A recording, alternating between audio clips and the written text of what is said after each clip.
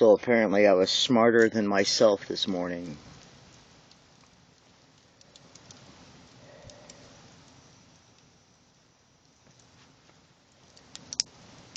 Smarter than myself.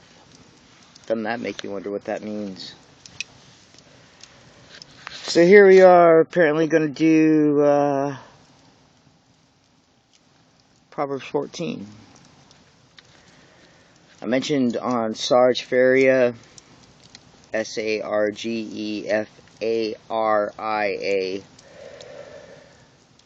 that Proverbs 14 has a whole lot of classic proverbs in it. And this is not in the AENT because it would have to be the AEPT, Previous Testament, Original Testament. I think previous is a whole lot better than old. I'll tell you that, because that just means that's what it precedes. Okay.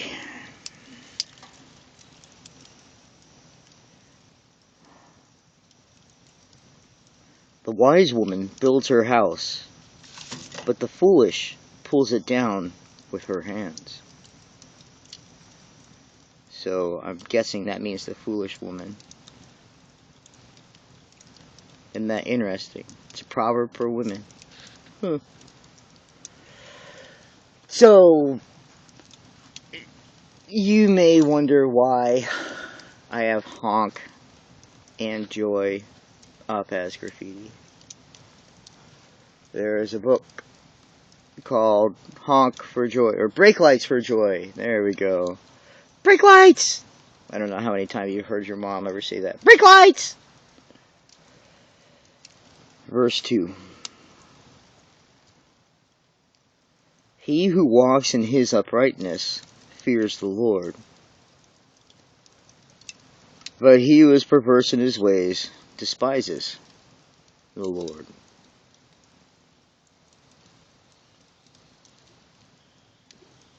So pay attention to that word, despises. Verse 3.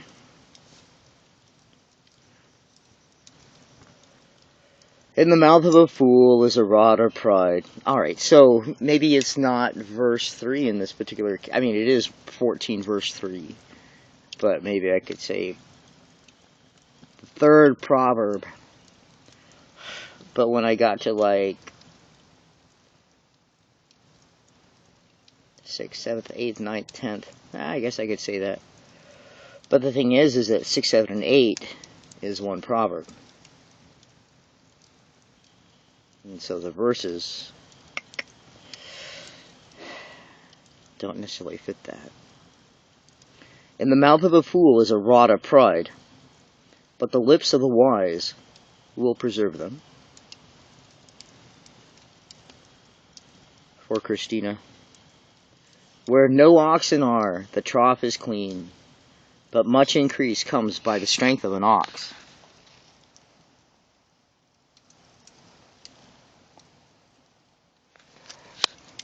She trains oxen. Oxshare. Sorry. Fifth proverb of 14.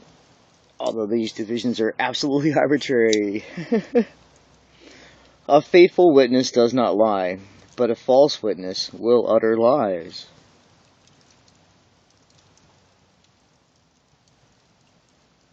Okay, the sixth proverb, which is 3 verses long. A scoffer seeks wisdom and does not find it, but knowledge is easy to him who understands.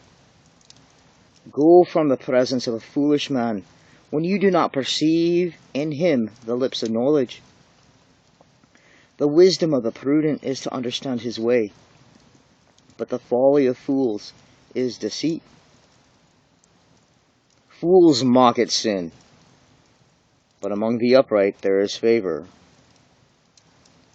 The heart knows its own bitterness, and a stranger does not share its joy.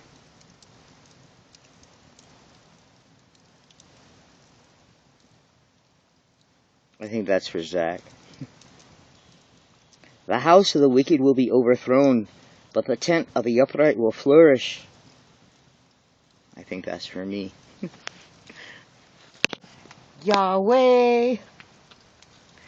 Not my way, Yahweh!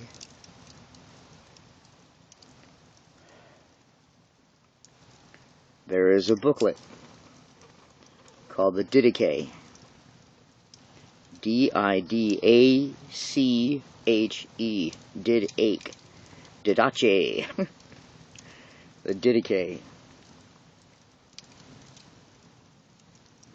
And this is the very first verse in the earliest document we have from the apostles. But it's not attributed to one.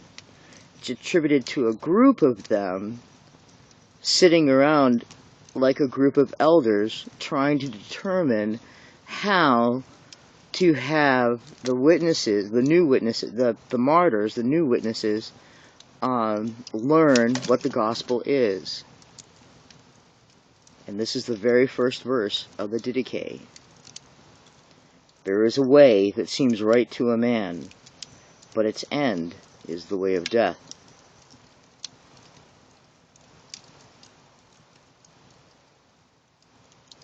Correct me if I'm wrong, eh?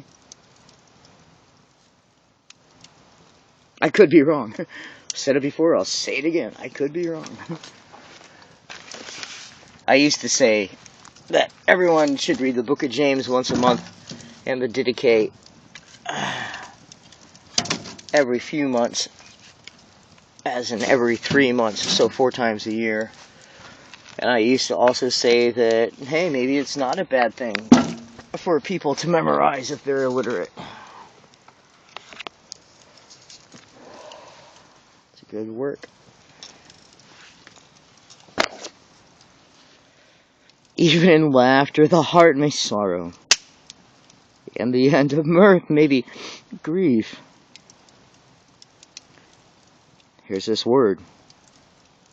The backslider in heart will be filled with his own ways, but a good man will be satisfied from above. Alright, serendipity share. So I put up that honk. I didn't like it in black, I didn't like it in white, so I put it up in gold, and it's satisfactory in gold. And I used to have a Jeep.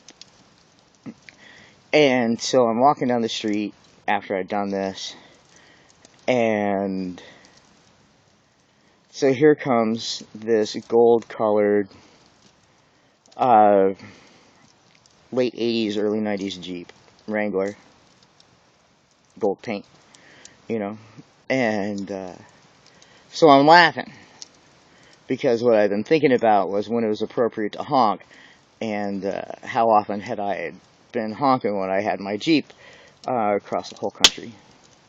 I had like 20,000 accident-free hours, maybe more than that, with Pizza Hut. In, what is it? I worked at 25 stores, but that's including managing. I think I drove at 22 stores. 22 stores. For those 20,000 accident-free hours in 4 states in each corner of the United States. Yeah. What's a country that begins with U? Uruguay. United States. Anyway. And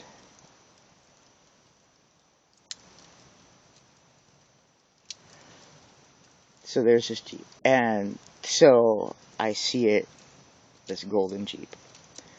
And I laugh and I'm like, oh yeah, God, have them honk at me as I cross the street. Normally I wait for cars to go by and I look other directions and just kind of mill around the corner and don't stay on the corner as if I was going to cross right then, because in Vermont there's a law that pedestrians got the right of way. And so I don't want people that are driving up, I don't want them to stop because it's going up a hill. Granted, it's not very slippery today, or yesterday either. And so I'm cracking up. I'm like, ha ha ha, it'd be so funny if they honked at me. And so then the phrase comes to mind, which it normally does when I do something like that. When I see a serendipity, I'm just pleased with it. Like, what's the next part, God? And so the phrase that comes to mind every time I think that is, do not test the Lord your God.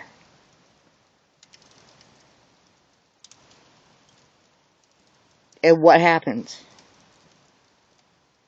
So I'm laughing about that because that's been going on in my life for many, many, many years. Many, many, many, many, many years. I've been saying that phrase in my mind. Whenever things are kind of going my way. Like, do not test the Lord your God. But what happens? No, he didn't honk. A second golden Jeep, this time a Cherokee though, comes driving up right behind him. So I'm spinning in circles on the corner, cracking up. And because, here I am, I'm like, oh, don't test the Lord your God. And God's all like, I'll give you a second golden Jeep.